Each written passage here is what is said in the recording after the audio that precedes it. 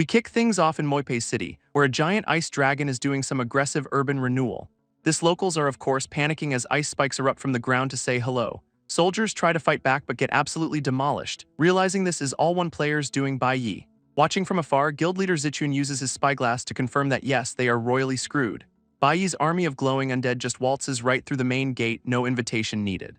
And there is our boy himself, Necromancer Zichun Yi, looking way too calm for a guy leading an invasion.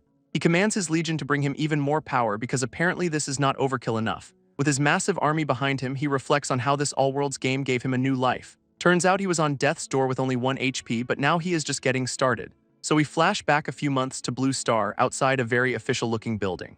Inside, a woman named Liu Ruyan is unplugging some poor guy's life support, real heartwarming stuff. This patient, Su Mubai, is awake and understandably asks why she is trying to murder him. And the woman pulling the plug is, you guessed it, his devoted fiancée. She tells him it is for his own good, a classic line from the Worst Person Alive handbook. Mubai's mind is racing. He was the #1 player, a billionaire, now trapped in his own body. Suddenly, some dude kicks the door in, annoyed that his partner in crime is hesitating. This charmer is Jiaosu, Mubai's classmate, who is here to speed up the whole inheritance process. He lays out the master plan: kill the orphan, get the billions, simple, evil, and efficient. These two monsters have been plotting this for 5 years against the guy who treated them like family. They gloat that after surviving one accident, his luck has finally run out, or has it? Jiaosu goes for the classic pillow-smothering technique, clearly a man of sophisticated evil. He then immediately starts hitting on Liu Ruyan, who is just worried about the bad luck of getting busy near a corpse. This scumbag carries her off for some torment, leaving Su Mubai to stew in his own betrayal. Paralyzed, Mubai's mind is screaming. He knows they have been plotting this for years and he cannot even move. His heart monitor flatlines and his body gives out, but his will to live refuses to accept this pathetic end. As everything goes dark, his consciousness clings to one thought: he will absolutely not give up. At that very instant, the whole world looks up as something tears through the sky, sparking an alien invasion panic. A giant, ornate tower appears, announcing that Blue Star has been drafted into the All-Worlds game. Everyone gets a 30-second warning before full transmigration, with game info downloaded directly into their heads. The streets are buzzing with excitement and fear, especially since this new game has 0 pay-to-win options. Back in the other room, Jiaosu is furious that his brand new billionaire status is now completely worthless. What a tragedy. Liu Ruyan asks if Mubai can join, but Jiaosu just scoffs, betting the guy cannot even survive the countdown. As the timer hits 0, the two traitors begin to dissolve into data, ready for their new life. Su Mubai, on the brink of death, hears the same system voice. He is being ice-guyed. For him, this is not just a game, it is a literal God-sent opportunity to escape his fate. His spirit roars back to life with a single purpose. He cannot die, not now, not ever. A massive beam of purple energy then erupts from the city, pulling everyone into the system. People's reactions are mixed. Some are terrified, while others are hyped for a total life reset. Su Mubai finds himself on a floating island in a swirling void, standing before the Arriver's temple. He touches the ground, feeling his own strength, and realizes it is real. He can stand again. Su Mubai stands before the game system, feeling damn good about this second chance at life. For his new identity, he chooses the name Bai Yi, and the talent awakening process kicks off. This game explains that every player gets a talent, ranging from garbage tier to god tier. With ranks from F to SSS, he is just praying his notoriously bad luck does not screw him over now. And his luck absolutely does not screw him over. He pulls an S-class forbidden talent called Promotion. This thing lets him upgrade items for free or even his class by spending lifespan with the first one on the house. Golden pillars of light then erupt around him as the system tells him to pick a class.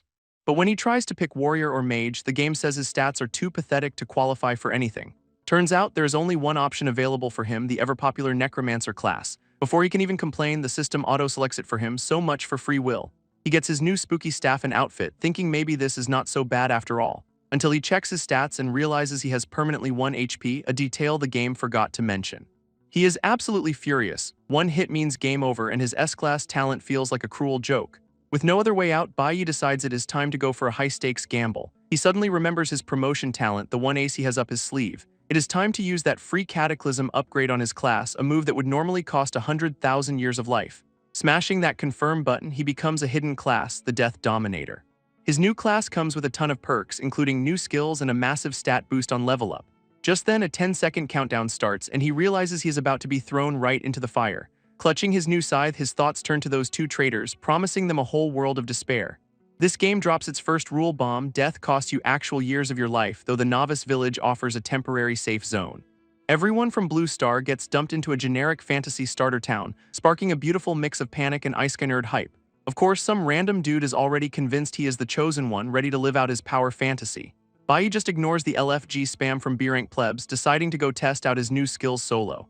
He checks his starter kit, which includes a dinky F-rank skeleton summon and a basic soul fire spell. But our boy just smirks because he knows he's got some absolutely broken perks hiding under the hood.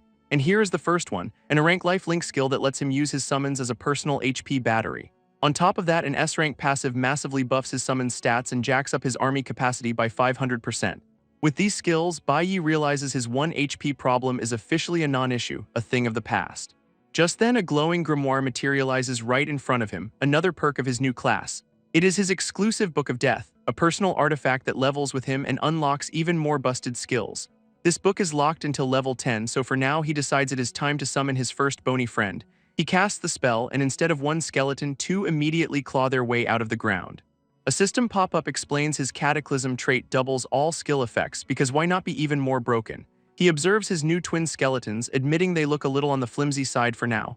Suddenly, some random bald dude tries to recruit him, assuming he has got a high-rank talent and offering to party up.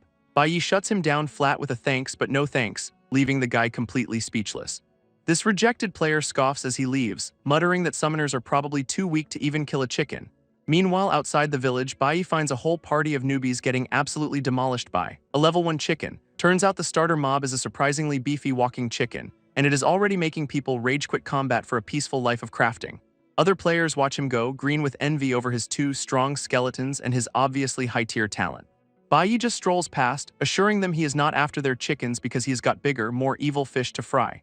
He scans the tree line looking for something a little more challenging than poultry, and the forest immediately delivers as a pack of fluffy murder beasts leaps out to say hello. Turns out they are level 2 red-eyed rabbits, and the system helpfully warns they might ram his little buddy. His skeletons instantly intercept, trading blows with the surprisingly aggressive bunnies. Bai Yi just loves a job where he can delegate, deciding it is time to summon a few more minions and really test the limits. With a single command to tear them apart, he calls forth even more undead power. His bony boys make short work of the rabbits, turning them into a red paste. He gets a nice little X boost for the trouble, already on the fast track to leveling up. Checking his stats, he sees his life link is working perfectly, making him way harder to one-shot now. After the massacre, he decides to stick with just 4 skeletons for now to keep a low profile. But it is too late. Other players are already gawking at his 4-skeleton army, convinced he is a top-ranked god. And just like that, he hits level 1, feeling that sweet, sweet rush of a stat boost. He dumps his points into spirit and agility because you can never be too fast when you have 1 HP. Then it hits him, if he can promote his class, why not his skills too? A truly galaxy brain moment. He smashes the upgrade button on everything, turning his basic skills into SSS rank world enders. His life share skill is now an S rank passive, giving him a massive shared HP bar and a 20 skeleton army limit. With his power level now officially over 9,000, Bai Yi decides the whole low profile thing is cancelled. And since he is upgrading everything else, he figures he might as well juice up his exclusive Book of Death too. And his book gets a promotion to the Death Codex, a fancy new name for a pretty meh stat boost. Bai Yi just shrugs it off, deciding the real power must be locked until level 10 anyway. With his skeletons mopping up some angry-looking cats, he decides it is time to farm on a much bigger scale. So he goes full psycho mode, deciding to summon his entire 20-skeleton entourage at once. Thanks to his busted skills, he can pop out a new bony friend every 2 seconds, an undead assembly line. His army just steamrolls through the local wildlife, racking up bonus exp like it is nothing.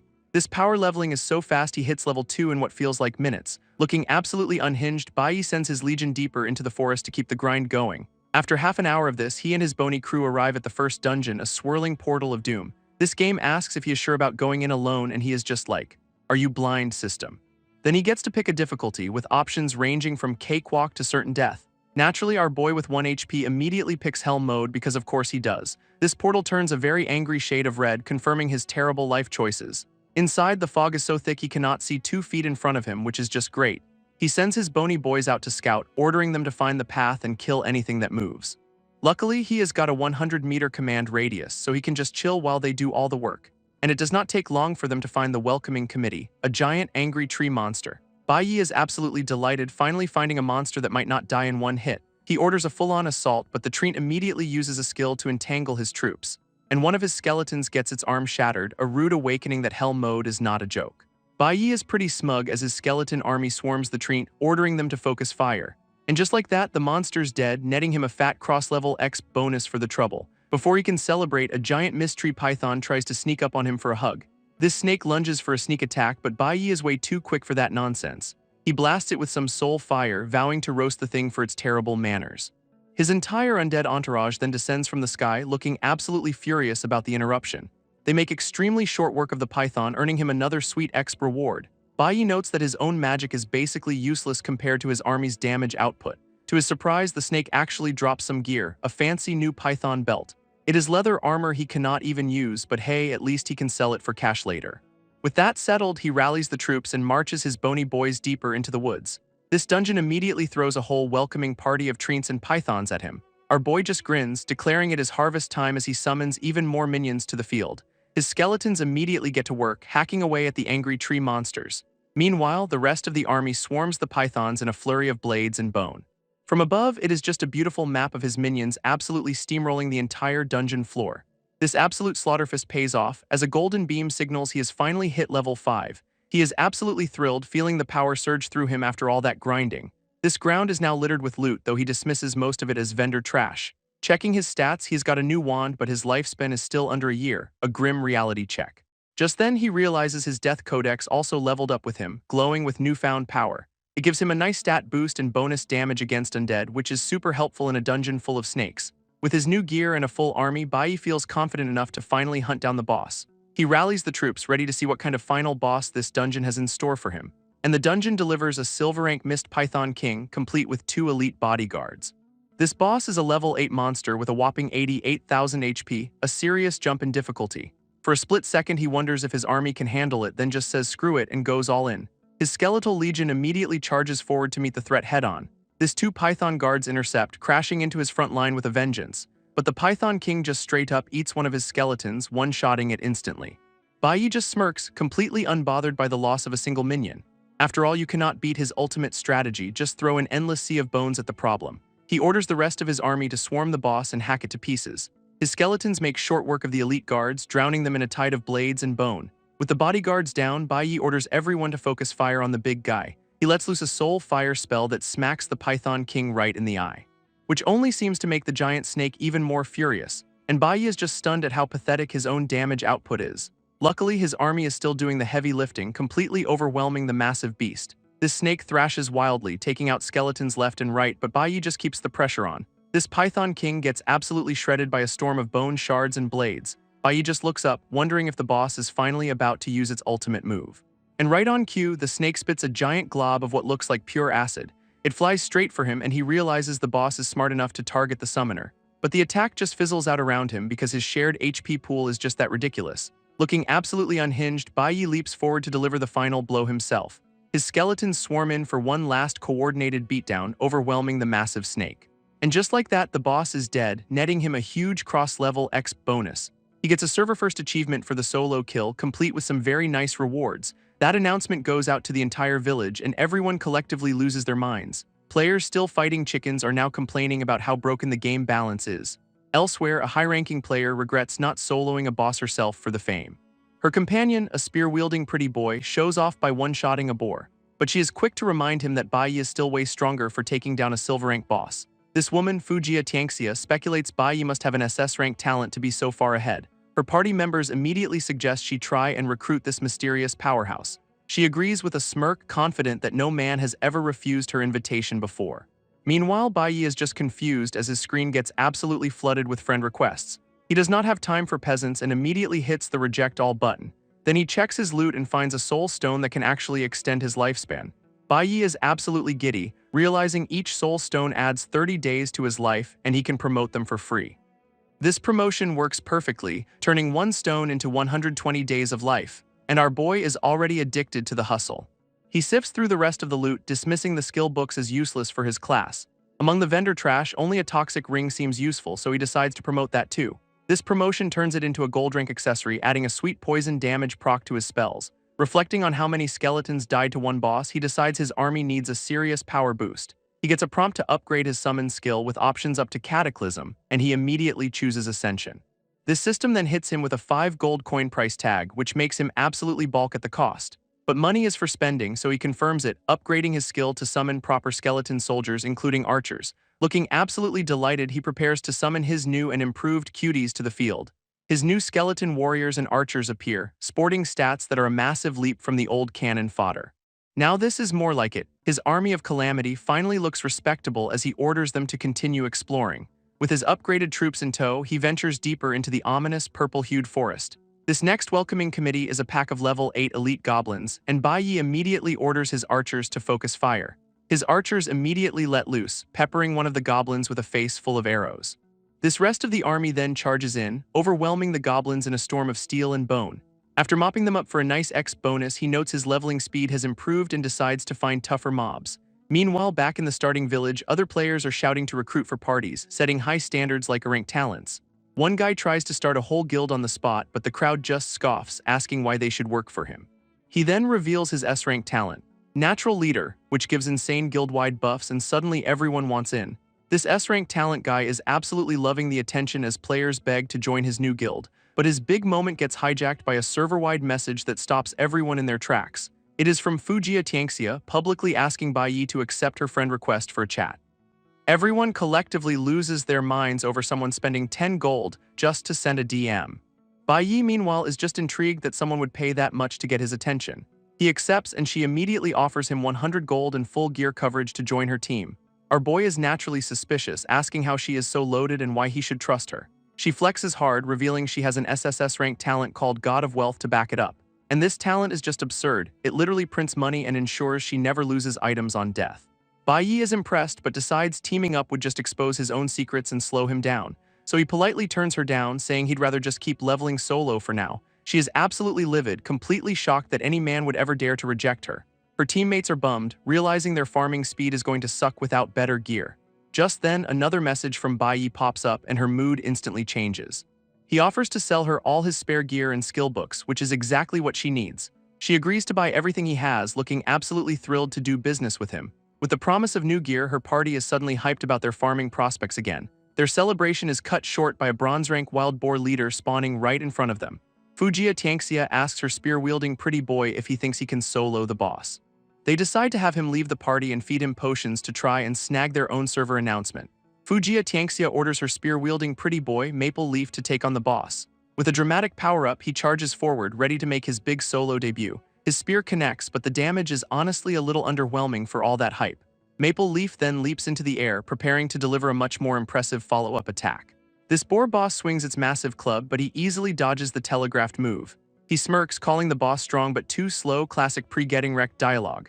Fujiya Tianxia watches with a smug grin, totally sure her boy can handle this solo. Meanwhile, Bai Yi casually kills a silver-rank goblin chief and hits level 6 without breaking a sweat. He is literally drowning in loot, complaining that picking it up is the only tiring part of his day. Sorting through the drops, he finds a mist cloak that is ugly as sin but great for reducing aggro. A gold-rank leader's emblem also drops, giving him a massive and much-needed stat boost. Just as he equips his new gear, his entire skeleton army suddenly goes on high alert. Bai Yi is baffled as a chunk of his shared HP suddenly vanishes for no apparent reason. A booming voice echoes from the woods, demanding to know who dares enter its territory. Suddenly, the system goes haywire. A hidden quest triggers, sealing the dungeon and paralyzing him. Shaking off the effect, Bai Yi gets to his feet, ready to see what kind of monster he has awakened, and out of the shadows emerges a massive goblin king, smashing the ground in a rage. This is a gold-rank boss with a berserk mode and a terrifying 327,000 HP pool. Bai Yi is stunned, realizing he has to kill this absolute unit in under 2 minutes. But then he just grins, ordering his endless army to swarm the boss, quantity over quality, baby. His skeleton army immediately gets to work, chipping away at the Goblin King's massive health bar. Enraged, the Goblin King winds up a massive cleave, screaming about how Bai Yi's smile makes him sick. Bai Yi notes that attack would one-shot any normal player, looking surprisingly calm about it. Then he just smirks, unleashing his own soul fire because this boss picked the wrong guy to mess with. It smacks the Goblin King right in the face, who seems more offended by the sneak attack than the damage. His skeleton archers follow up, turning the big guy into a giant, angry pincushion. But the king just roars through the pain, swinging its giant weapon with absolute fury. Bai Yi just doubles down on the strategy, ordering everyone to focus fire until the beast drops. And that is when the Goblin King pulls a reverse card, summoning his own army of goblin warriors. These are not just any goblins, they are level 8 elites in a permanent berserk mode with a 50% stat boost. A whole horde of them materializes, looking way beefier than Bai Yi's bony minions. Our boy is actually stunned, realizing the boss can summon too, and this fight just got way harder. This goblin army charges forward, with the king yelling that he was just trying to hide his people in peace. He is genuinely pissed, basically screaming, "Why will not you leave us alone? Uh-oh, are we the villain?" Deciding to end this, the Goblin King takes a heroic leap straight for Bai Yi himself. He slams into the ground with enough force to create a massive shockwave, aiming to flatten our boy. Bai Yi easily dodges, admitting it still hurt thanks to shared HP, but he is otherwise untouched. With a look of pure focus, he decides to fight fire with fire and summons reinforcements. He drops fresh skeletons right into the fray, ordering them to clear out the goblin minions first. And his new warriors immediately crash into the goblin lines, kicking off a full-scale war of the summons. With the battle raging, Bai Yi orders his skeleton archers to fire at will. His arrows find their mark, and the Goblin King screams in denial as his troops get pin-cushioned. Absolutely livid, the king roars that he refuses to be defeated by some human punk. And right on cue, he enters Berserk mode, getting a massive stat boost at the cost of his defense.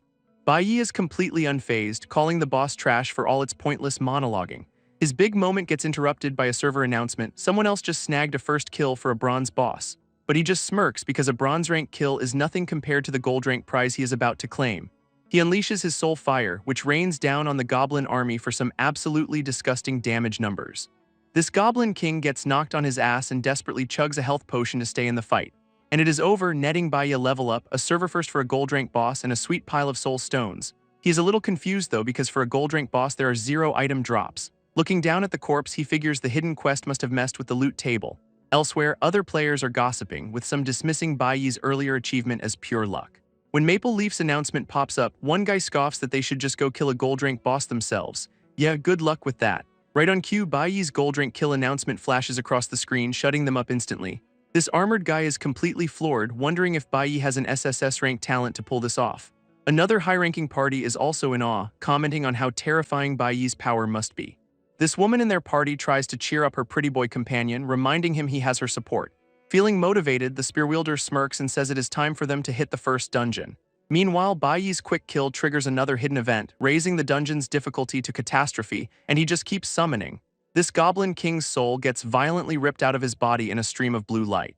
And Bai Yi is just standing there, completely baffled by what the hell is going on. Suddenly, he gets a flash of the king's memories, a tragic backstory about protecting his people from slavery. Our boy is left wondering if maybe, just maybe, he was the villain in this whole scenario. Then the king's corpse just explodes in a massive burst of spiritual energy. From the light emerges the skeleton King Reggie, a dark gold boss with a casual 1.8 million HP. This newly minted king looks at his bony hands, lamenting that he could not escape becoming undead after all. But this is not Bai Yi's summon. It is a new boss who immediately starts summoning his own undead army. This guy looks absolutely terrifying, wielding a massive sword crackling with dark power. Bai Yi is understandably losing his mind, questioning how this is even fair for a novice zone. With a mighty roar, the skeleton king raises his blade for a devastating attack. His summons are on another level, with skeleton warriors and mages popping up with insane stats. Even his archers are elite, and their whole mission is to turn everyone into one of them. Bai Yi can only watch in horror as this new enemy just keeps spawning more powerful minions. To make things worse, a hidden quest triggers, removing novice protection and making death cost 10 years of life.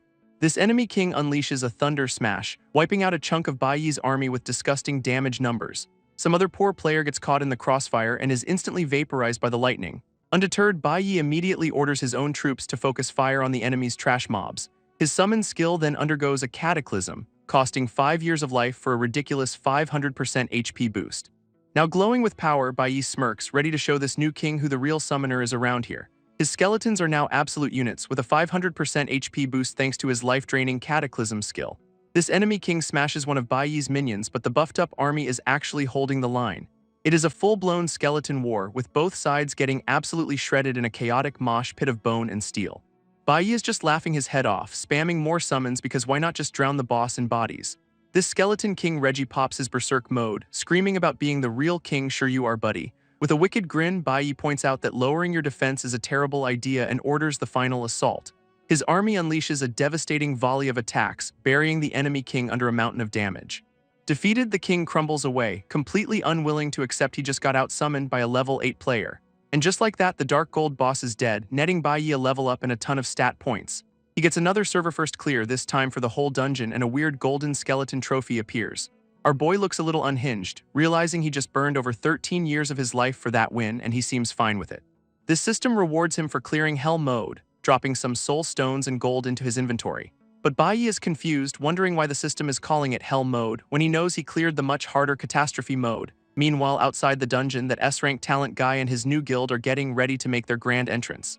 Guild leader Hongtu is basking in the glory, graciously accepting new recruits who are practically begging to join him. His big moment gets hijacked again when another party shows up, decked out in full gear, and everyone recognizes Fujiya Tianxia. This guild leader looks genuinely surprised, clearly not expecting to run into someone with her reputation out here. Her party arrives in style and she is still wondering just how loaded Bai must be to sell off so much good gear. These two leaders exchange some fake pleasantries, with Hantu trying way too hard to act like he is on her level. Feeling bold, Hantu looks down on her and suggests a little bet, and she looks more than ready to play. Hantu proposes a bet on who gets the first clear of the dungeon, and Fujiya Tianxia looks intrigued. His big offer is that she joins his guild if he wins because his talent and her money are a match made in heaven. If she wins, he will grant her guild one favor, no questions asked, which is a hilariously unbalanced offer. She just smirks and counters, demanding 3 favors instead of 1 because she knows her worth. He laughs and agrees, letting her party go first with the confidence of a man about to be humiliated. And right on cue, a server announcement pops up. Bai already got the first clear, shocking them both. Hantu is absolutely livid, realizing that his grandstanding just made him look like a complete clown. Trying to save face, he suggests they pivot to the hard mode clear since normal is already gone. But then a whole new wave of announcements hits, declaring Bai also cleared Hell mode and soloed a Dark Gold boss. A final soul-crushing alert confirms Bai solo cleared a catastrophe-level dungeon, leaving Hantu utterly broken. Completely defeated, he just tells his guild they are leaving. No dungeon run today, just shame. Fujiya Tianxia, however, decides to just wait since all the first clears are gone anyway. Elsewhere, another player is in a life-or-death struggle against his own Goblin King in Hell mode. He barely manages to parry a massive cleave from the boss, clearly outmatched. This guy is just baffled, wondering what kind of insane talent Bai must have to beat this thing. In yet another party, a blonde dude stands over a goblin corpse, saying Bai's name feels familiar. He teases his pink-haired companion, Ruyan, asking if Bai was one of the guys who used to chase her. Getting a little too close for comfort, he reminds her of her life of luxury, but she is lost in thought. She suddenly realizes that a specific person from her past always used that name in games, and a vision of Su Mubai appears behind them as she connects the dots. Oh, this just got personal. Su Mubai is in total denial, insisting Bai is dead because he is the one who pulled the plug. Yikes. He then tells Ruyan to just seduce the guy again if it really is him because he used to be obsessed with her. And she is all for it, confident that her charm will work on anyone, no questions asked. Meanwhile, the actual Bai is getting his catastrophe tier rewards, including an S-rank skill book and some epic gear. He immediately dives into his inventory to check out the new goodies. This S-rank skill is Drain, letting him absorb death energy from corpses to store for later, its other half. Feedback lets him burn that energy to heal himself or buff his summons, so long mana problems. This system gives him a free promotion, so he instantly learns the new skill in a flash of golden light. With a wicked grin, he decides to test out his new toy on the Skeleton King's corpse. He unleashes the skill, ripping a massive amount of death energy from the boss's remains. Our boy is shocked by the sheer volume, realizing an undead boss is basically a 5-star meal for this skill. Next up is the epic robe he got, probably the first one on the server, but it needs appraising so he will hang on to it. Then a thought seems to strike him as he turns back to the loot. He starts shaking down the corpse, literally demanding good drops since he had to kill it twice fair enough, and the game delivers, hitting him with a massive jackpot of gold and gems. This loot screen just keeps scrolling with multiple pieces of gold and dark gold equipment. It gets even crazier when the boss drops all of its skills, from C rank all the way to S rank. A system prompt then offers to fuse his 3 basic skeleton summon skills into one advanced version. This creates a new Summon Advanced Skeleton skill that summons all 3 types at once, replacing the old ones. He opens the upgrade menu and sees the options, B rank for free or S rank for a cool 1,000 years of his life. He is also checking out a new blue orb he got, and its mana cost is absolutely insane. It is an epic level quest item, accept and it is his, decline and it is gone forever. But Bai is not satisfied with epic, so he immediately tries to promote the quest itself. And it works, upgrading it to a legendary quest with unimaginable difficulty, which he accepts without a second thought. This orb cracks open, revealing a spectral wolf and a new condition. Hit level 100 or lose it all. This thing is a legendary offhand item with a disgusting spell crit boost, and Bai is absolutely loving it. Feeling pretty good about his haul, he basks in the glow of his new superpowered toy. With business in the dungeon done, he heads off to meet Fujiya Tianxia for their trade. Meanwhile, her party is getting antsy waiting outside, but she calmly tells them to chill out. Right on schedule, Bai strolls out of the dungeon portal and her team rushes to greet him. His first words are pure sass, asking if she's been waiting to give him his money. She gets a little flustered, but he just smirks and says they can do the deal right here. Then he just summons a mountain of loot, leaving her entire party completely speechless. Her guildmates are freaking out, convinced he must have an SSS-rank talent to pull this off. Bai casually asks if she can even afford all this, and she just says absolutely. Her party is still just staring, jaws on the floor, at the sheer volume of gear. They are drooling over rare skill books and equipment, and she immediately offers to buy the whole lot. Without hesitation, she agrees to his price and tosses him a heavy bag of coins. Bai catches the payment, looking like the cat that got all the cream. But she is not done, telling him it is time to bring out the really good stuff he promised. Bai flexes his mountain of loot, casually asking if she can even afford all this. She admits she is a bit short, so he graciously offers a payment plan secured by a system contract, of course. But one item is non-negotiable, a specific skill book for a whopping 500 gold coins. It is a B-rank resurrection skill, a literal game changer for any priest lucky enough to get it. Her party's little mushroom hat priest is practically vibrating with excitement over the find. Fujiya Tianxia immediately agrees to the deal, promising to pay him the rest tomorrow. Our boy knows her god of wealth talent is basically a personal gold farm, so he is not worried. He figures her confidence must come from the other unknown effects of her money-making ability. Feeling bold, she then proposes a new deal. She will help him get the next dungeons first clear. Baiyi's price is simple. He wants all her soul stones, both the ones she has now and the ones from the clear. Without even blinking, she agrees, sealing another high-stakes bargain with a confident smile. With business done, Baiyi is back to grinding, mowing down mobs for that sweet cross-level XP. He's just chilling with 1 HP, completely unbothered because leveling is just that easy for him. A quick level up to 9 has him ready to spend points, but first he needs to find that appraiser. Turns out the appraiser is a painter who ditched his shop to sketch on the prairie, because of course he did. Suddenly, one of his skeleton warriors gets one shot, and Baiyi is completely blindsided. Peeking over a hill, he realizes his 150k HP minion just got vaporized by the very NPC he is looking for. This mysterious guy just casually compliments his piles of bones like it is an everyday thing. A system prompt reveals this is the appraiser, whose level and HP are literally just question marks. Uh-oh. This appraiser complains his art was ruined and demands compensation, so Baiyi just offers him some cash. This appraiser scoffs at the money, asking if he looks like someone who needs cash. Total power move. Then he demands 100 gold coins anyway, handing over a rolled-up painting like it is a gift from the gods. Baiyi unrolls it to find a stick figure drawing a toddler would be ashamed of, and he is not impressed. Seeing the look on his face, the appraiser goes full-on menacing, demanding he appreciate the art. His mood flips on a dime, and he suddenly offers a free appraisal, grabbing Baiyi in a weirdly friendly headlock. After getting the gear, he immediately complains that 100 gold for 4 items is a terrible deal for him. This guy starts his incantation, revealing the stats on some dark gold boots with a slick shadow step skill. Next is a dark gold chest plate with insane defense and a skill that literally summons bone armor. A greatsword and a necklace follow, both top-tier dark gold items with absolutely disgusting stats. With the job done, the appraiser tries to leave, but Baiyi calls him back. He is not done milking this guy. This artist looks back, instantly regretting his free appraisal offer as he realizes there is more. With a cheeky grin, Baiyi pulls out that epic robe he got, playing it off like he is just lucky. But the appraiser hits him with the ultimate Uno reverse, saying his skill is too low to appraise it.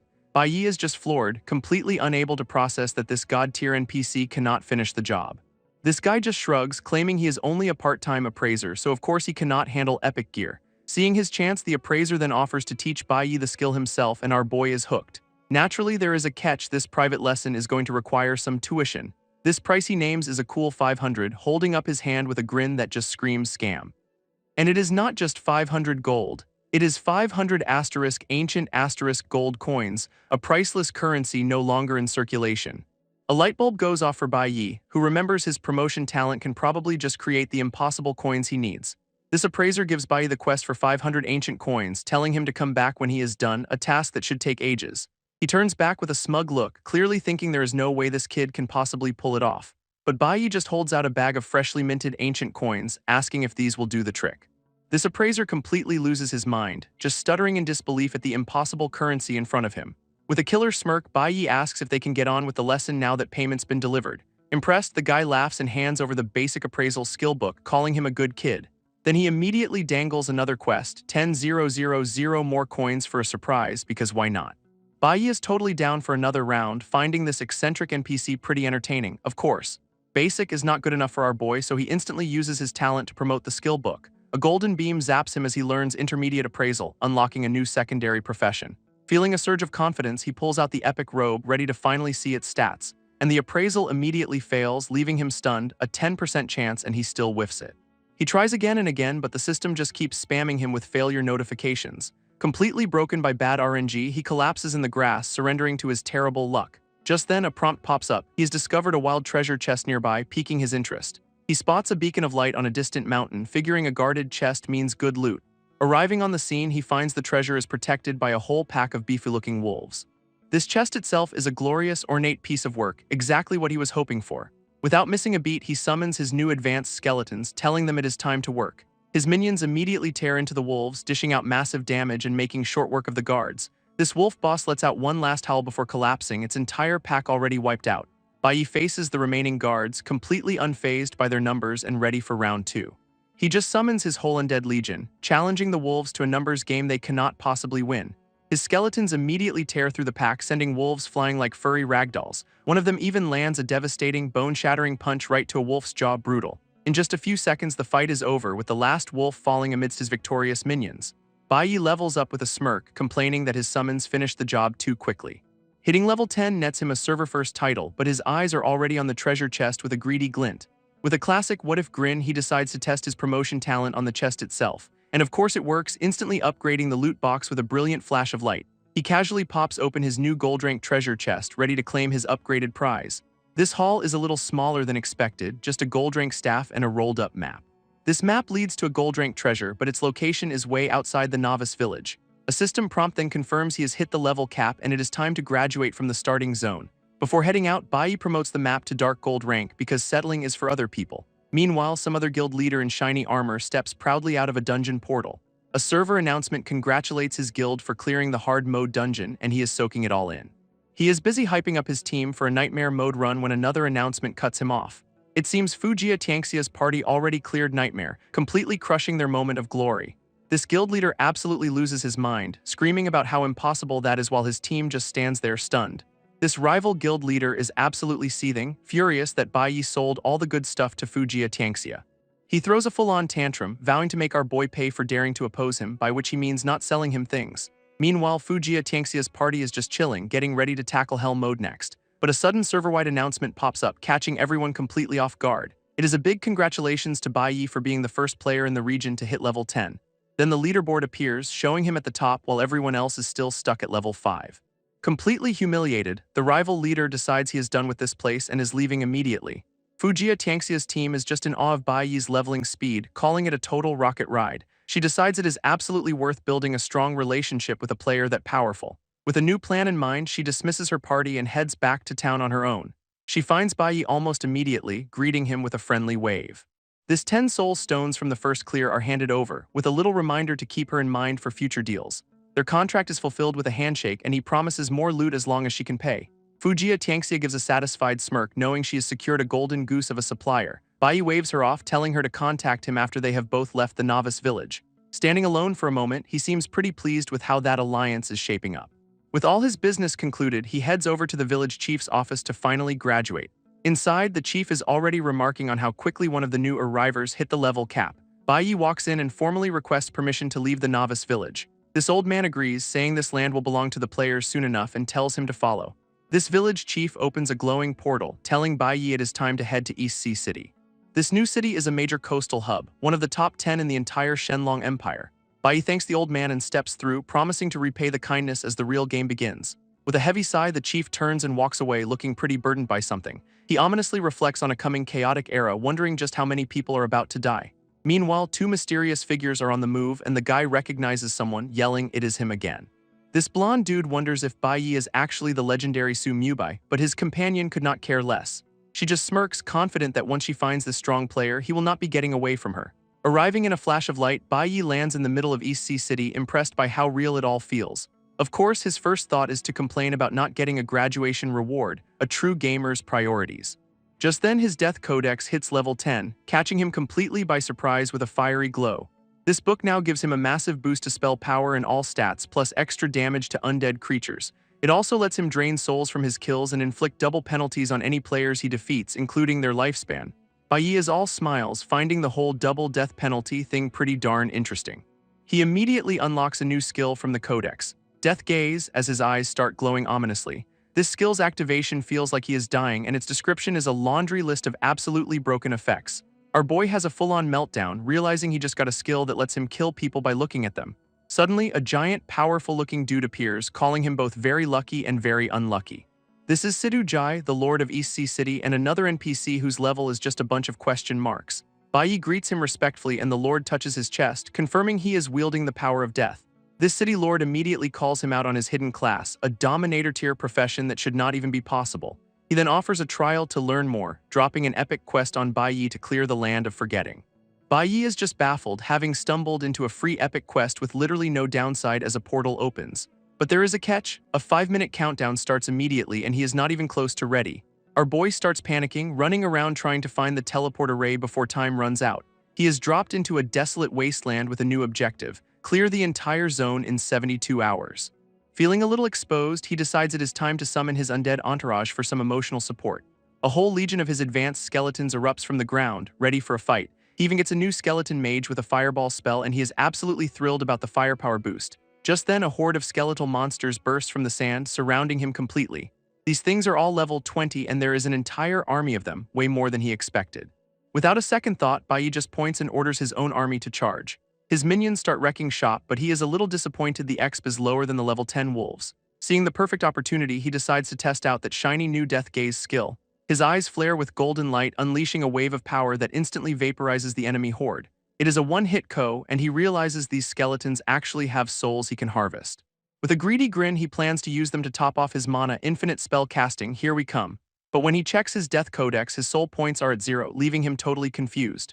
A mysterious voice suddenly echoes, explaining that all the souls here are cursed and bound to this land.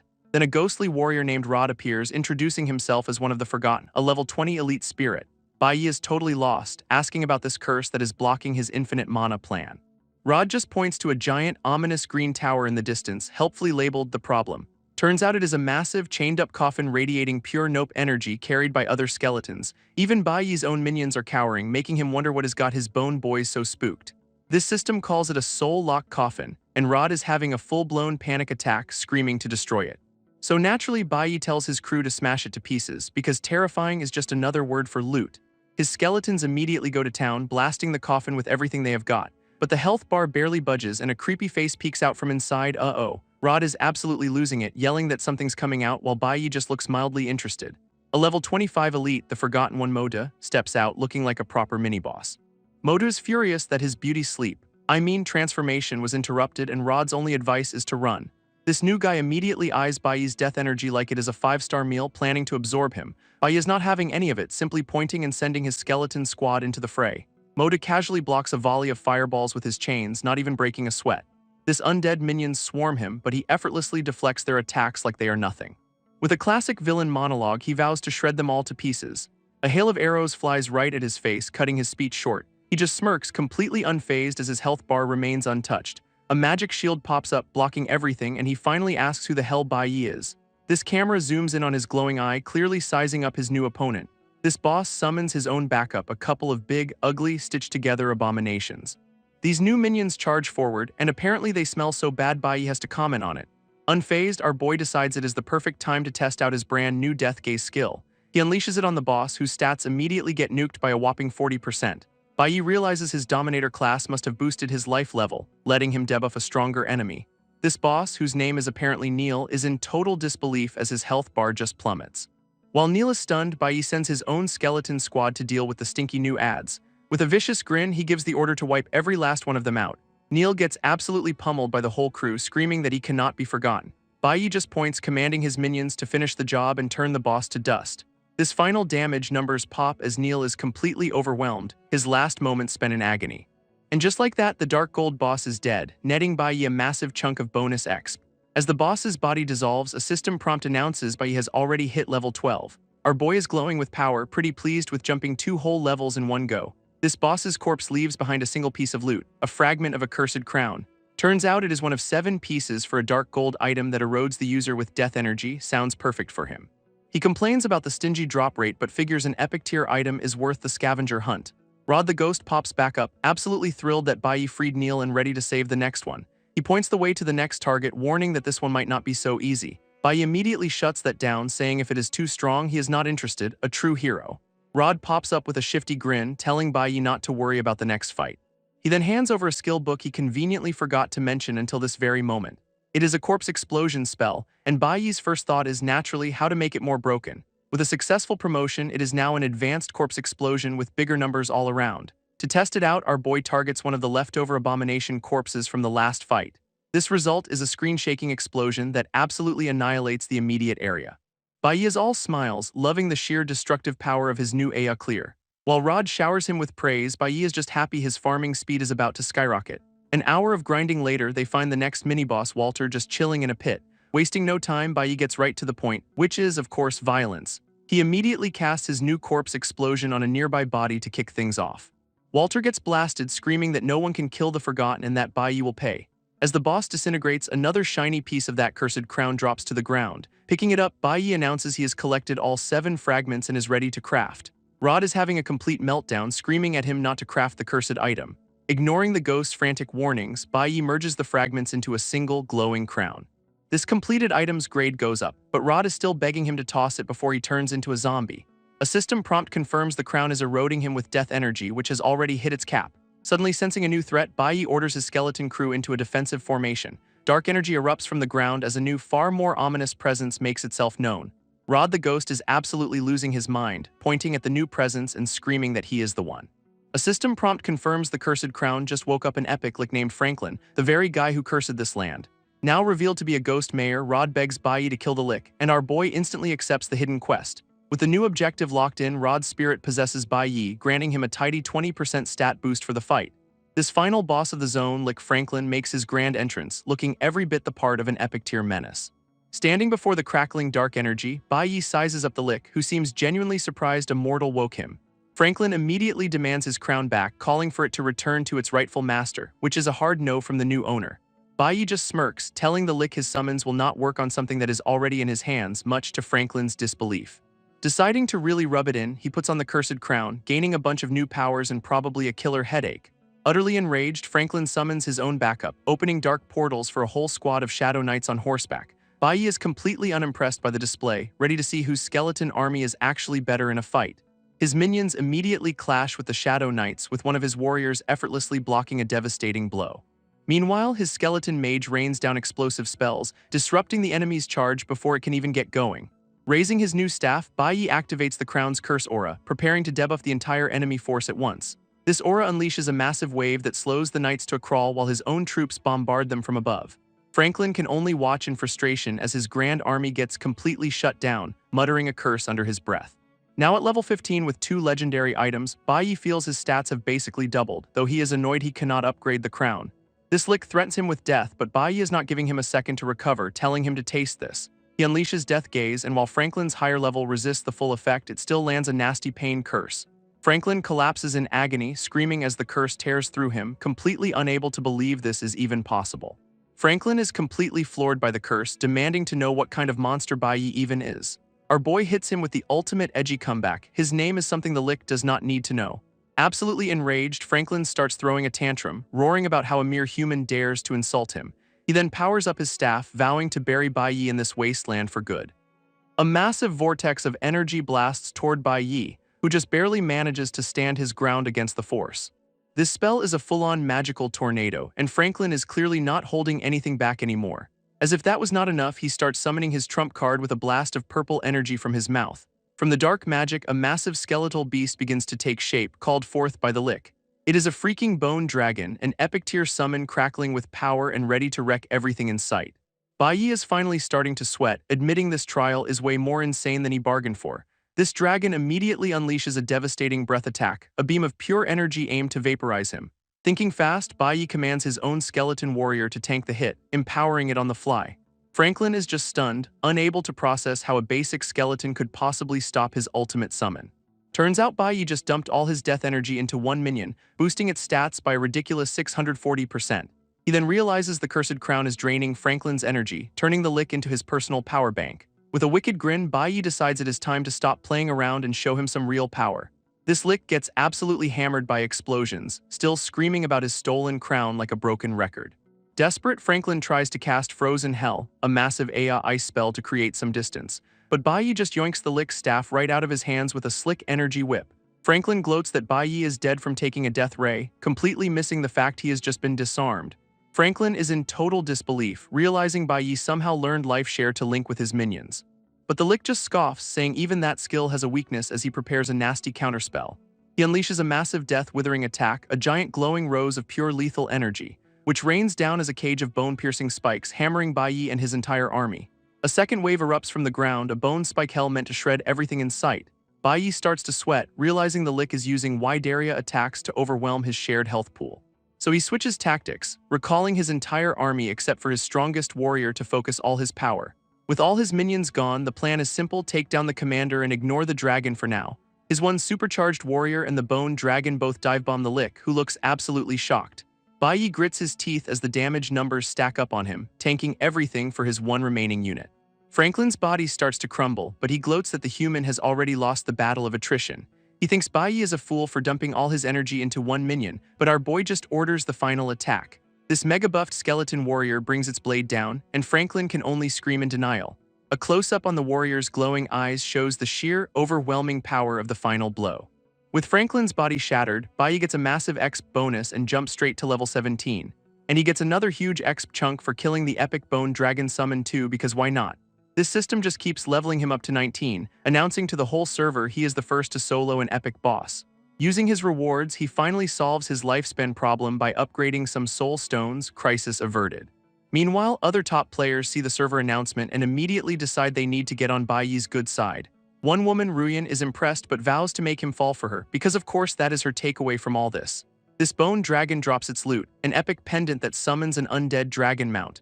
Bai immediately promotes it because why not, turning the trinket into a massive ghost war horn. He gives the horn a mighty blow, and a massive blue summoning circle erupts from the ground. This thing's death aura is so potent it even makes our boy flinch back for a moment. A giant skeletal claw slams down from the portal, heralding the arrival of his new ride. Out comes a ridiculously cool dragon who seems thoroughly unimpressed with its feeble new master. But it is getting zapped by some purifying light and begs Bai to make it stop. Not so tough now, are we? This dragon immediately submits, asking to be his mount, and just like that, he gets a legendary frost giant dragon. Another server-wide announcement goes out, congratulating Bai for being the first player to ever get a mount. His new legendary pet shrinks down to shoulder size as he tops the leaderboard, which is currently empty otherwise. This stat sheet for this thing is a whole novel, revealing it is actually Mythocrank with absolutely broken abilities. Meanwhile, the rest of the server is collectively losing their minds, realizing Bai is not even playing the same game. Some other players try to cope by mocking their own low-level boss, a classic case of sour grapes. Back in the wasteland, Rod the Ghost Mayor pops up again, having finally located Franklin's soul casket. He eagerly points the way and Bai follows, tiny dragon in hand, ready to finish the job for good. They find the Lick's phylactery, a casket that makes him immortal as long as it remains intact. Bai's jaw drops when he sees it has a cool 1 million durability. That is gonna take a while to break. Rod insists on handling this part himself, but Bai scoffs at what a mere remnant soul could possibly do. Proving him wrong, Rod grabs the casket and unleashes the vengeful spirits of Franklin's victims to destroy it from within. With the Lick's last anchor gone, Rod's spirit thanks Bai for saving his town, his quest finally complete. Rod the Ghost Mayor is just a blubbering mess, thanking Bai for finally avenging his town. This system absolutely unloads a truckload of rewards, bumping him straight to level 20. He teleports back to East Sea City, which is still a ghost town since no one else is even level 10 yet. With the city all to himself, Bai decides it is the perfect time to show off his new dragon mount. Summoning the frost giant dragon, the little guy looks ready for its big debut, which turns out to be terrifying the locals as it grows to its full massive size in the town square. This absolute unit of a dragon just casually chills, probably breaking several local ordinances. Down below, the few NPCs present are running for their lives from the giant shadow overhead. From a balcony, a mysterious woman watches him fly by, impressed he has exceeded her expectations. Bai lands and approaches an old man, respectfully addressing him as my lord. This guy, presumably Sidujai, is less than thrilled about the giant dragon in his foyer, telling him to shrink it. With the pet back to pocket size, the old man complains his place cannot handle that kind of commotion. Inside his lavish office, Sidujai gets right to business, noting Bai's class is anything but ordinary. Our boy asks about different Dominator classes, but the supposed expert admits he is not entirely sure himself. After completing the trial, he is miffed to find out his only reward is a Q&A session. Sidujai then breaks down the class hierarchy from common trash to exclusive god-tier hidden classes. He is baffled how Bai got an exclusive class so early, while our boy just mentally thanks his broken promotion talent. This old man warns him that advancing this class requires him to experience enough death, which sounds ominous. Then he unveils his grand plan. He wants Bai to conquer a whole other land in an upcoming war. Bai immediately pokes a hole in this epic speech, pointing out the borders are not even open yet. Sidujai gives Bai his next mission, deliver a letter to get a special border-crossing treasure. He gets a photo of the target and a system prompt locking his class advancement to foreign nations. This old man also promises to recommend him to the powerful Shenlong Hall after his third advancement. And as a little bonus, he hands Bai Yi a token granting him free passage in the city. This thing turns out to be the deed to Courtyard 7, making him a literal landlord. With the deal sealed, Sidujai reiterates the offer to join the big leagues later on. So Bai Yi gratefully accepts the Jade token, his new key to the city. He cannot help but gloat a little, realizing he has just been handed prime real estate. Sidujai explains the token lets him do as he pleases, which gets Bai Yi's gears turning, and his first question is naturally, "So can I kill people with this?" This old lord is just a little bit stunned by that immediate sociopathic jump to murder, but Bai Yi clarifies he just has a few enemies that need to be taken care of.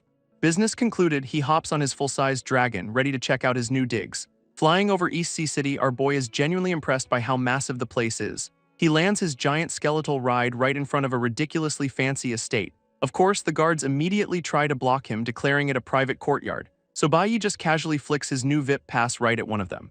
This guard catches the token and his jaw just about hits the floor when he sees the insignia. Suddenly, it is all Lord Bai Yi, and they are tripping over themselves to let him in. Walking into the massive courtyard, he has to admit the old man is surprisingly generous.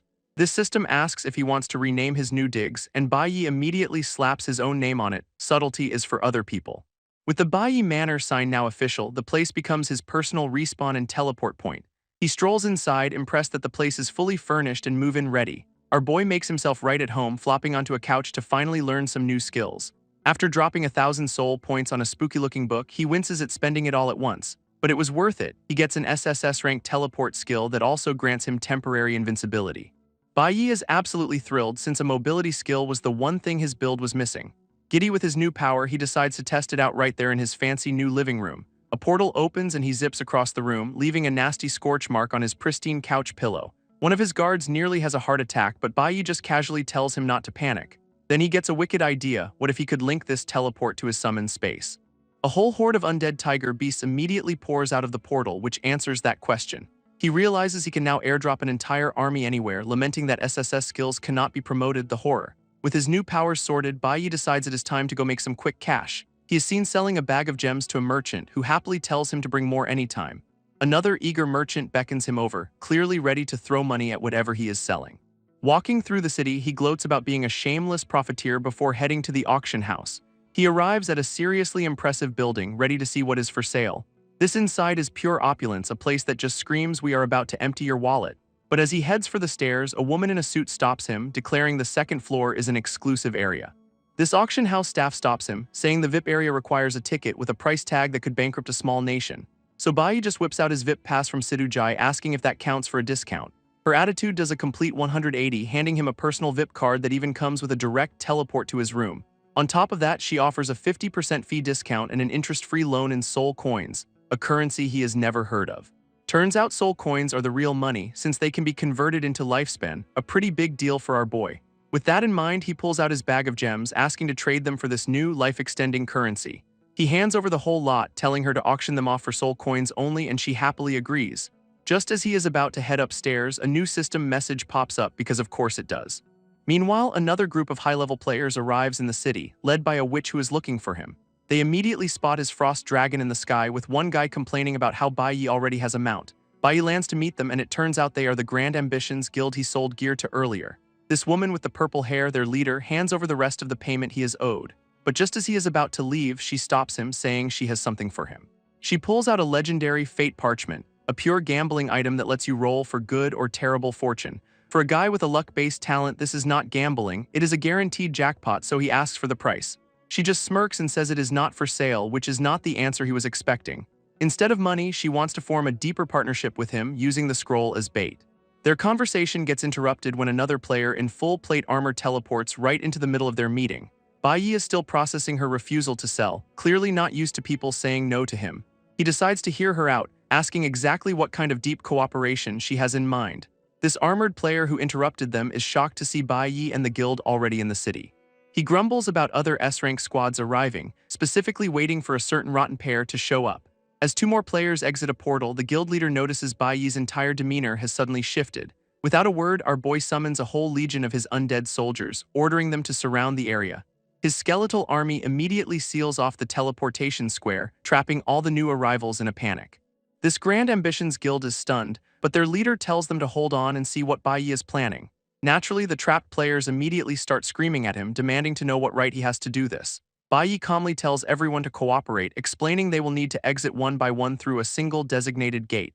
A couple of geniuses in the crowd decide to test him, daring him to attack them in a safe zone, a truly brilliant move.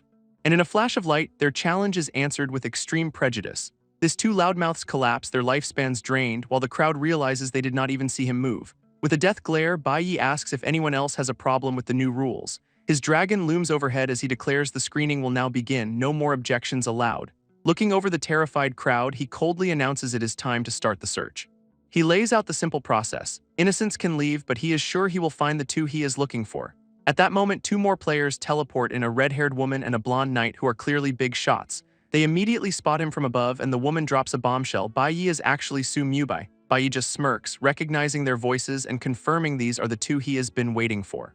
This blonde knight tells his companion their future is in her hands, confident they can handle this little problem.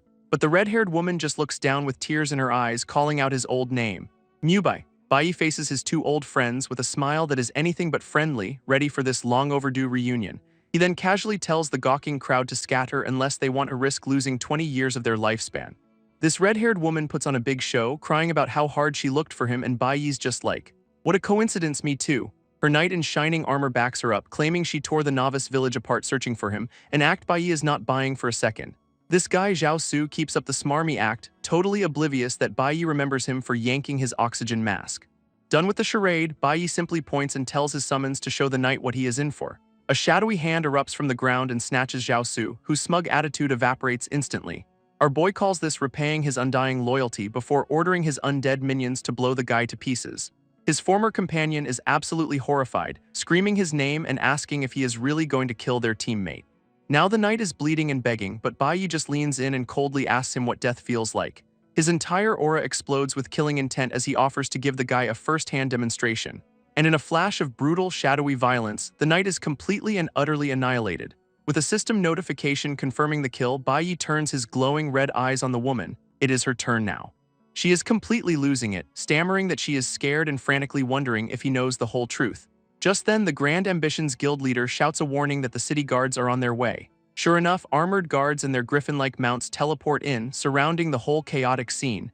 Bai quickly tells the guild leader to bounce, promising to wrap up their business deal another time. He plays it cool with the lead guard, giving a half-hearted apology while saying he has found who he was looking for. This guards just kind of stand there, seemingly content to let this honored guest handle his personal drama. Grabbing a terrified Ruyan, he tells her this is far from over and that they are taking a little trip to the revival hall. This lead guard watches him fly off, dryly noting this little troublemaker is heading for the revival hall. He tells his squad to follow, but only to maintain order, basically giving Bai a free pass to cause chaos. At the revival hall, Zhao Su respawns minus 10 years of life, already cursing Bai's name. Dragging a desperate Ruyan up the stairs, Bai is clearly not interested in hearing any last-minute excuses. He gets right in the knight's face, asking for a detailed review of his recent death experience. Ruyan tries the 5 years together card, blaming everything on her dead teammate, a classic move. Bai mockingly agrees about their shared history before ordering his summons to kill the cold-hearted snake. Her pleas for mercy are met with a whole lot of shadowy, pointy justice instead. And just like that, she is impaled, leaving a horrified Zhao Su to realize he is next on the list. This knight immediately starts groveling, admitting he was wrong, amazing how death clarifies things. Bai's face says it all, a completely unimpressed "Oh, is that so?" With a shadowy spike through the chest, the knight's apology tour comes to an abrupt and messy end. Bai then explains that if you die without reviving, you are just a corpse for 30 minutes. Lying defeated on the ground, the two traitors have finally received their long-overdue karma delivery. 30 minutes later, Ruyan respawns, begging for her life since another death would be permanent. But Bai just coldly reminds her of the time she pulled his oxygen tube in the real world. He asks if this feels familiar before kicking her right out of the building. Get lost, indeed. Standing alone in the empty courtyard, the deed is finally done. Our boy stretches, declaring his revenge officially complete and that now it is time to enjoy the game. This lead guard reappears, basically telling Bai no worries and that the two traitors had it coming. With his revenge plot all wrapped up, Bai decides it is time to get back to his true passion, making bank. He casually opens a portal in the middle of the city, ready to start his next business venture. After a full day of flipping goods across 10 cities, he complains that this whole manual labor thing is just too slow. Just as he is thinking that, a message from the Grand Ambitions Guild leader pops up. Speak of the devil, indeed. He heads over to meet her at another ridiculously opulent building because of course he does. Over a feast fit for a king, she cuts right to the chase, asking him what he wants from her. She pitches a partnership. Her money-making talent plus his overwhelming power would let them dominate the game. But Bai Yi immediately shuts that down, clarifying he is not looking for a partner, he is hiring an agent. To prove his value, he casually touches a bag of crystals, making them glow with upgraded power. This guild leader is completely floored, realizing he can literally create value out of thin air. He explains his talent lets him upgrade items, basically flexing the most broken crafting skill in existence. After she processes this game-breaking info, he offers her a measly 1% of the profits to be his sales rep. What a generous guy. She counters, saying she will agree if he gives her 10 million gold for her class change quest. To sweeten the deal, she offers to sign a sole contract and take only a 5% cut of all future profits. Turns out her SSS rank talent, God of Wealth, requires that exact amount to unlock her true potential. Bai Yi quickly calculates that without him, she'd be grinding for that cash until the end of time. He asks if she is serious about the soul contract, and she stares back, dead serious about the offer. They shake on it, sealing a contract that gives him 95% of the profits and erases her soul if she breaks it. Without a second thought, our boy just hands over the 10 million gold like it is pocket change. And just like that, she is surrounded by a golden aura, having successfully changed into the God of Wealth class. Bai Yi asks about her new skills, and she casually mentions she only picked up 2. Her first is a money shield, which literally turns your gold into a protective barrier, pay to win at its finest. She also gets a God of Wealth's ingot, a class-exclusive item that gives a massive stat boost. Our boy immediately recognizes it as basically the money-grubbing version of his own death codex. Then she shows off her personal money tree, which has apparently had a major growth spurt. It starts raining soul coins, showering her with a huge pile of that life-extending currency. Eagerly, she hands him a rare soul stone, telling him to work his upgrade magic on it. With a single word, Bai Yi activates his talent, engulfing the crystal in golden light. He turns it into a life soul crystal that grants 100 years of lifespan, leaving her completely stunned. A system announcement declares the newbie protection period is ending, and the server rankings are now live. Bai Yi hands her an auction house VIP card, basically making her his business manager on the spot. He tells her to go enjoy the auction while he heads off to turn in a quest. His quest destination is a beautiful waterfall where a man is busy painting the scenery. This painter greets Bai Yi, looking pretty chill for a high-level quest giver. He then proudly presents his masterpiece, a drawing that looks like a 5-year-old made it. Bai Yi, a master of sucking up, calls the stick figure art a divine creation, and the guy's nose literally grows with pride. This painter finally recognizes him as a death dominator now that his codex is open, marking the quest complete. This artist once again gestures to his canvas, eager to hear what Bai Yi thinks of his talent. Our boy's shameless praise continues, sending the painter into a fit of maniacal laughter. Having had his ego sufficiently stroked, the man finally gets back to business, confirming Bai Yi's quest is finished. For his troubles, the painter gets a literal mountain of gold, and his reaction is pure, unadulterated greed. They do the whole you and me, we are partners bit, promising to keep the good times rolling. As a quest reward, the artist channels some seriously potent energy, ready to hand it over. He blasts Bai Yi with the green light, granting him a brand new shadow-piercing sword chi skill. It is a one-time use legendary power that comes with a handy warning not to get yourself thrown in jail with it. But our boy is not finished yet, pulling out a letter for one last, very specific request. This painter reads it and immediately understands Bai Yi is planning to cross national borders, a huge no-no. Instead of objecting, he just rips a giant green vortex open in the sky, ready to send him on his way. Bai Yi gets ready to jump in while the painter looks on, clearly enjoying the impending chaos. Meanwhile, his new business partners spot the portal and just know their boss is stirring up trouble again. This guild leader tells her crew to just roll with it since Bai Yi is their ticket to the top anyway.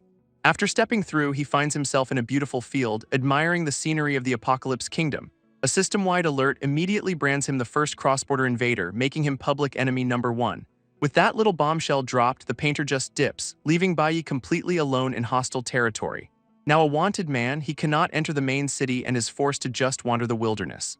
His peaceful stroll is cut short when he hears a sudden, ominous noise from above. It is a massive monster vulture diving right at him, so much for a warm welcome. This creature's attack shatters the ground, sending Bai Yi plummeting into a deep chasm. While falling to his certain doom, he calmly calls for a little backup, and right on cue, his frost dragon emerges from the darkness to catch him. His frost dragon meets the monster vulture's attack head-on, locking them in a massive beam struggle. Their powers collide in a blinding explosion that rocks the entire chasm. Staggered by the blast, the giant bird is thrown back, clearly not expecting that kind of firepower. From atop his mount, Bai Yi just points and gives the simple, elegant order to charge.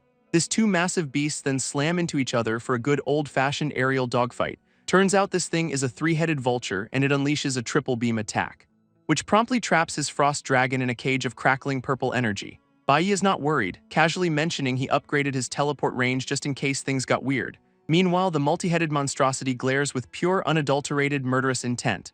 With a wicked grin, our boy promises to give the bird a little surprise of his own. Suddenly, portals rip open in the sky as his elite skeleton warriors drop in for a visit. One of them immediately smashes its sword onto the vulture's back, a perfect ambush. Having made his point, Baiyi decides playtime is over and has his dragon fly off. He lands in a forest only to overhear some local players looking to duel the invader to the death.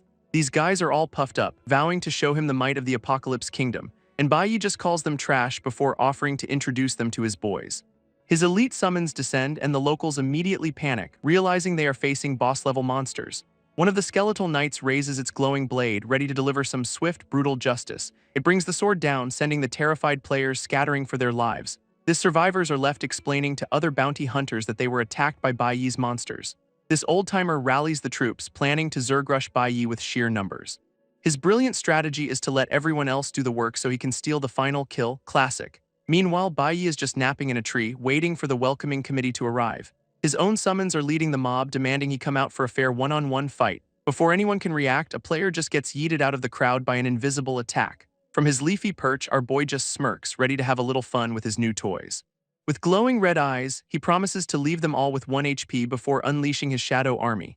His elite summons pour down on the mob, turning their brave charge into a full-blown panic. Another group of heroes spots him and immediately calls for an all-out assault. Great plan, guys. But one of his skeletal warriors just casually slices through their combined magical attacks.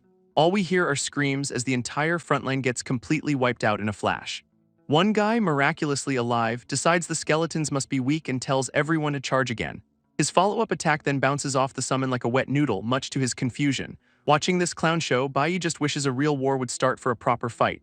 Just then, the survivors spot the city guard, thinking their saviors have finally arrived. A squad of heavily armored knights charges in, ordering the invader to stand down immediately. Baiyi, completely unfazed, wonders if these guys are actually a threat and decides to find out. He sends one of his elite summons to meet a charging knight head-on for a little test. It is a classic showdown as the knight's lance meets the summon's glowing blade, and his summon gets instantly vaporized, making Baiyi realize he is not fighting newbies anymore.